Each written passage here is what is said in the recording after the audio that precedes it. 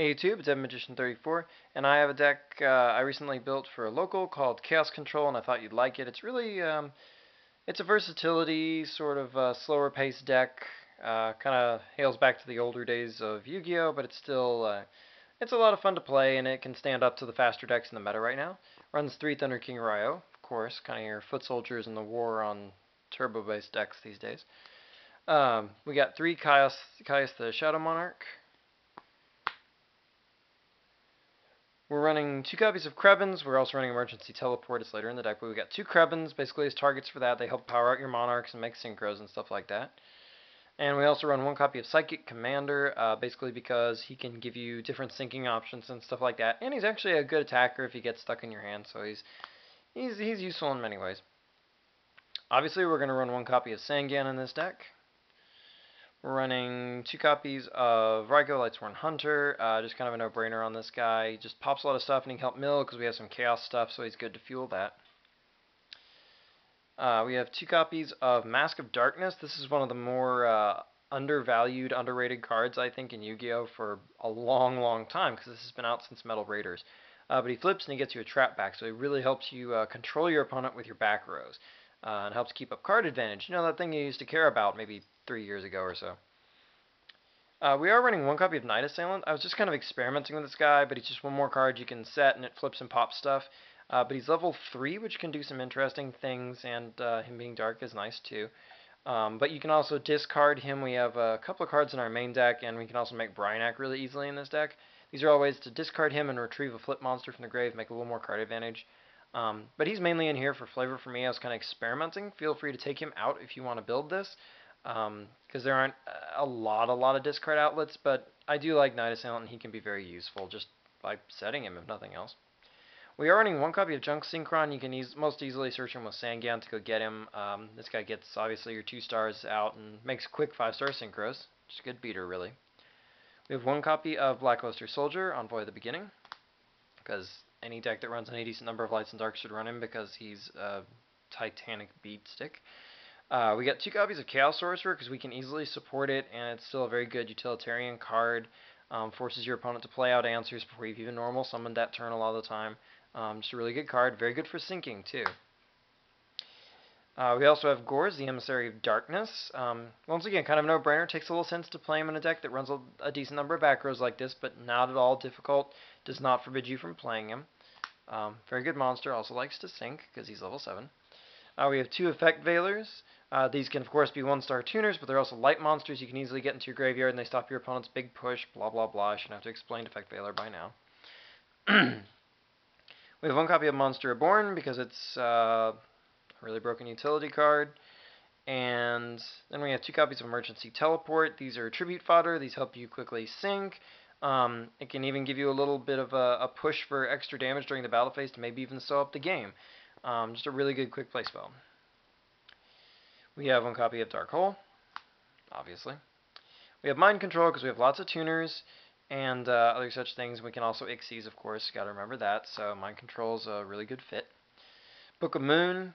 This can really help you push through with your monsters in this deck. This deck's a little slower, a little more controlling, but this basically stops your opponent's big push by turning their monster off by booking it because there's no priority anymore, of course. Then we've got Pot of Avarice.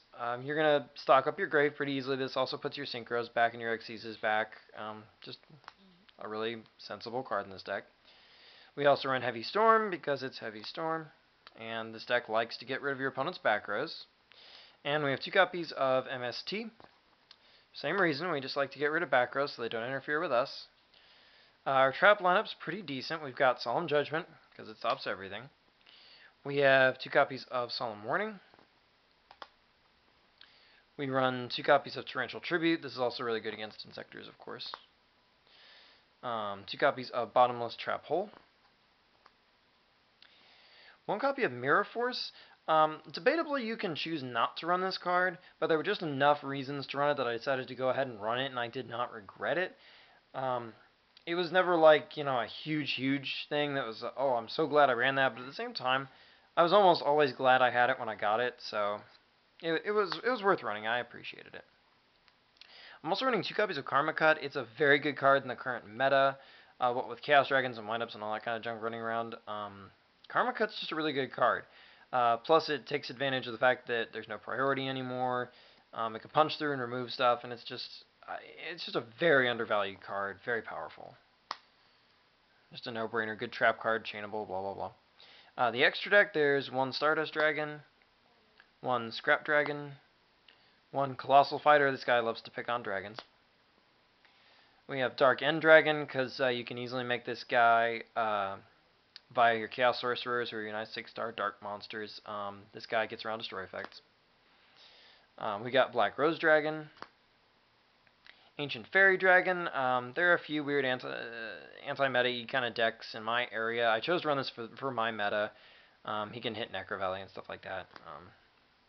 You don't have to run him, but he's an interesting 7-star target, and he can defend you if nothing else in a pinch. Ancient Sacred Wyvern. Valor makes that happen. We got Brynac, of course. If you need just pure muscle, or you want to make a big push, your other 6-star target is Gravity Warrior. Then we've got Allied Justice Cataster. Magical Android is my other 5-star target. I just wanted a little bit of extra size, plus the light attribute. You can easily make her with Junk Synchron, and the life gain is, not why you run it, but it's, it never hurts. On our Xyzes, we've got Maestroke the Symphony Djinn. I just barely ran this over Utopia, but I like the Dark Monster, and he's a little bit more survivable than Utopia is usually. Plus, he can kill something in attack mode, so he's just a little bit better. Wind Up Zenmains, of course, because we can actually Xyz for 3 without too much trouble. Livier the Sea Dragon, obviously, and we banish a lot of stuff too, so this guy's a good choice. And we also have Gachi Gachi Kentetsu. You can make him, and he's a good defense. I don't usually show you my side deck because I feel like you should side for your own meta, but in my own meta, I was mainly fearing Insectors. I thought there might be some Dark Worlds, and then Chaos Dragons were my primary worries. I threw this together really quickly, but it served me well. I ran 2 Doomcals, 2 Fossil Dino Pachycephalo,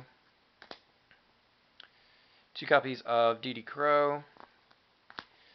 Just to be kind of obtuse and fun, but because of what all I was expecting to see, I actually cited 2 copies of Skullmeister. This guy's kind of a what? But he stops your opponent's monster effects that activate when they go from the hand to the grave. It's really good against Dark Worlds. Plus, he's just a good 1,700 point beat stick.